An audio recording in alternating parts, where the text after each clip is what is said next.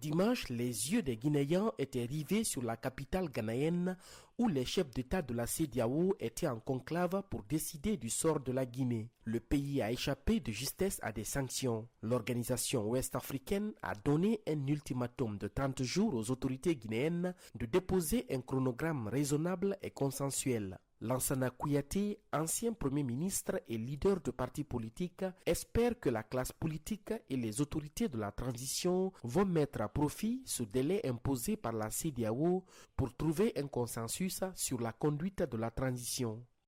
C'est à peu près un signal pendant les 30 jours qu'il faut travailler à ça. Beaucoup pensaient que les sanctions allaient tomber tout de suite. Ce n'est pas ce qui a été choisi par le chef d'État de la CEDEAO et c'est tant mieux. C'est tant mieux parce que les sanctions, comme je l'ai déjà dit, peuvent faire mal. La Guinée est un élément très utile à la CEDEAO. La vérité est qu'ils veulent le plus court. Alors, après les 30 jours, on verra. Et d'ici là, l'écart encore peut s'amoindrir et la Guinée échappera probablement aux sanctions qui sont déjà préannoncées.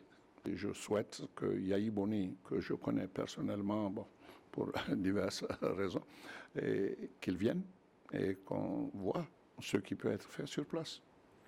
L'ancien président béninois Thomas Yayi Boni a été désigné par la CEDEAO pour être le médiateur dans la crise guinéenne. Sa mission consistera à réunir les différents protagonistes autour de la table afin d'adopter un chronogramme consensuel. Une partie des organisations de la société civile qui avaient contesté le chronogramme électoral élaboré par le gouvernement de transition salue cette décision des chefs d'État de la CEDEAO.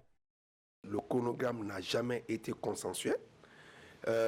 Nous pouvons dire que le chronogramme nous a été imposé et nous avons systématiquement rejeté.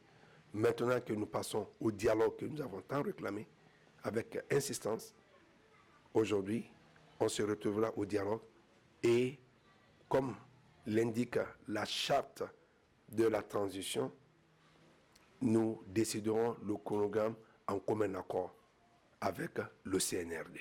Dans une déclaration ce lundi, le porte-parole du gouvernement guinéen a laissé entendre que les autorités du pays prennent acte des recommandations formulées par la CEDEAO. Ousmane Gawal Diallo rassure que le gouvernement de transition s'emploiera à améliorer le contenu du chronogramme rejeté par les chefs d'État de l'organisation ouest-africaine. Tierno Alpha Ibrahima Baldé, CGTN français, Guinée-Conakry.